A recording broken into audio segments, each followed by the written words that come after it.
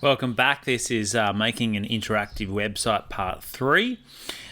So just a quick summary of what we did in part 2, just to make sure you're up to date before you start watching this video. In part 2, I showed you how to insert an image using the URL method, so finding an image on the internet and then making it pop up on your website, and how to change the size of that image. Then we looked at Google Fonts and how to import some really cool fonts from Google Fonts into your website. We also had a look at W3 Schools and the information that you can get from W3 Schools if you're not sure what code to use in HTML. And then the next one we had a look at was how to start formatting your text using CSS and how CSS controls those tags in HTML. In this video, what we're going to do is just one more little bit of HTML, which is a div tag, a division tag, just to tidy up how your website's laid out. And then we're going to start the JavaScript code to make the user have some input back into that web page. Alright, so last time we were playing around with the font. We were just trying to make the font stand out a little bit in front of this crazy wallpaper that I picked. The way we did that is basically with a background color, so it sits behind the text. There's another way to do that, and you can see the heading doesn't look too bad, but I'm not very happy with the way that the paragraphs look. It looks a little bit choppy. It doesn't look like one whole text box, which it should. So I'm going to show you how to fix that up. So I'm going to get rid of my background color gray there, and we'll refresh it to see what it looks like. Again, it's a little bit hard to see the writing, so if we wanted to, we could change the font size to try and increase the readability. If we wanted to as well, in the paragraph tags, what I'm seeing there is there's big gaps, so we could adjust the line spacing or the line height to squish it up a little bit more. We can play with that a little bit later on, because what I wanted to show you now was how to contain this text in one text box, so there wasn't the separate lines that we were seeing before. So in my HTML, I'll just maximize this part here. I want to find where I'm talking about. So it's from choose main character all the way down to the end, thanks squirrels, which is here. So what I'm going to do is going to wrap this thing in what's called a division. So it's just a matter of putting a div tag here and after end div. And if we run it, it doesn't look any different. That's because in the CSS we haven't told it to look any different yet. So I'm going to stick it down the bottom here inside the div tag. We would like the background color. Let's try a grey. We'll see how that looks. It's looking a little bit better now. It's all in one box. We can even include that picture in the div tag if we like by moving that right to the end. One thing I'd like is that picture to be in the center. So what you could do is you could include an image in the CSS, and we can try a few things. So we can try the text align tag. We'll see if that works. No, that didn't work. Another thing we could try is actually including this image inside a paragraph tag.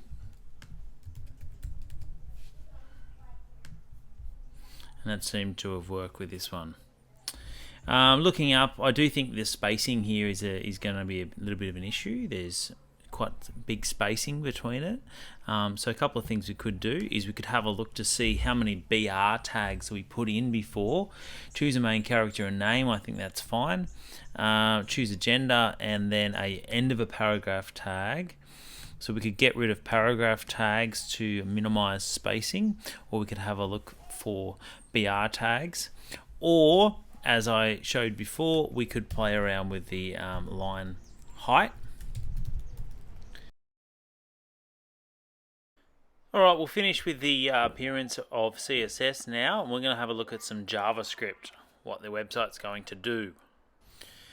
So let's look at the first input that we've got here. We've got choose a main character, the name. The user gets to put their name in, but at the moment I can't do anything else. So we need a button. A button is going to trigger the input that the users put in. It's going to take the input and it's going to use it in the text here. So the way you put a button in is, I'm going to put it before my image, is just here. I'm going to write button, and then I'm going to call that button something, or the text that's going to show on there is going to be update, and then I'm going to finish the button here. So if I run that now, this little button pops up, and similar issue to the image, it's not in a p tag, so it's not centered. So I'm going to fix that up now.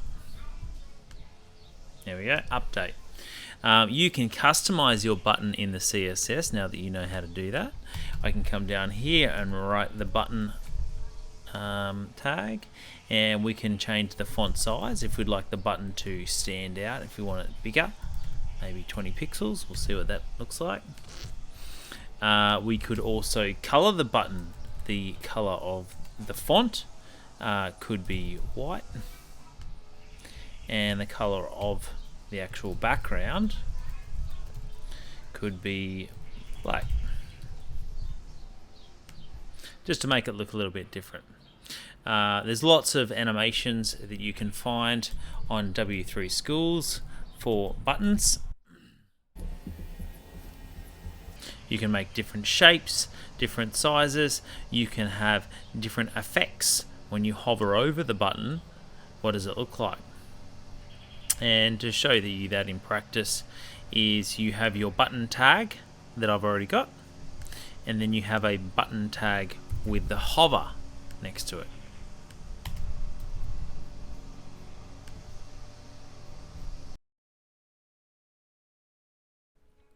So at this stage, the user can come over here and put a name in.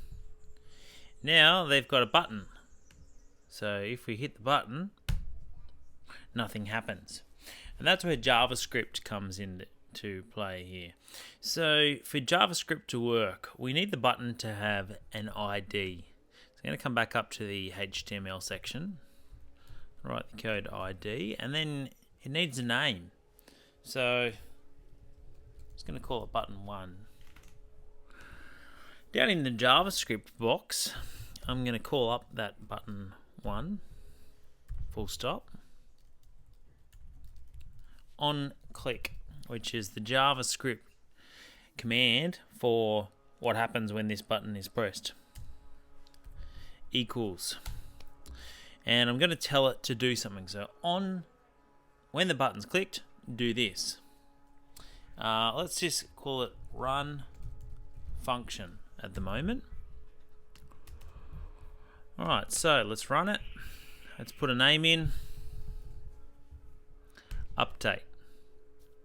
Nothing's happening. This is actually getting triggered.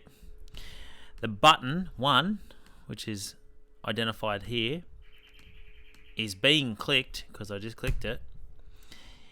We've got this run function. We need to define what the run function actually is. So that's what we're going to do here, run function. Okay, we need to put in front of this that it's going to be a function. And the color just changed, letting me know that I've hit the keyword or the buzzword. So I've said function. This is the name of my function. What do we want to happen? We want to take the input that is the text box. Let's find our text box. Input. At the moment, it doesn't have an ID, so we can't use it. So let's call it name input. Okay, so we'll call this name input. We need to write the word value. So we're saying take this. Whatever the user puts in here, when you update it, take it. But then we need to tell it to do something with it.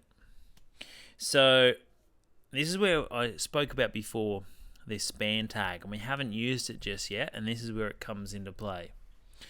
Then for the first time we talk about Dougie is in the heading. So in the heading up here, I'm going to put in a span tag around Dougie. Notice I left the apostrophe S off. The span needs an ID. Main character. This could be anything. I'm just making it up. Then we're going to put in here in the function back in the JavaScript. We're going to call up that ID, main character, text content. So we've got the span tag up here. The span tag starts here and finishes here. So anything in between should get taken over by name input, whatever that user puts in. So let's run it and see if it works. At this stage, it's Dougie's Christmas. Let's put in Mary and run the update. So what's happened is the main character span, which we've called up here, which was Dougie, equals, in JavaScript, is gets assigned the name input, which is this input right here, where we typed Mary, the value, whatever we put in this box here, will show up in the text content of this ID. So let's try it out again. Alright, now this wouldn't work if I deleted this. This is really important down here because it's calling up the ID of the button 1, which we know we just called. That could be called anything, by the way. On click, that can't be called anything. That's a buzzword. That's why they're colored. You have to use these words because they're JavaScript code. On click equals run function. What's run function? Well, it's everything from this squiggly line to this squiggly line. So I've defined a function or like a mini program called run function. If I wanted to call it something else like update name, that's fine, but if I didn't change this to update name, it would not work.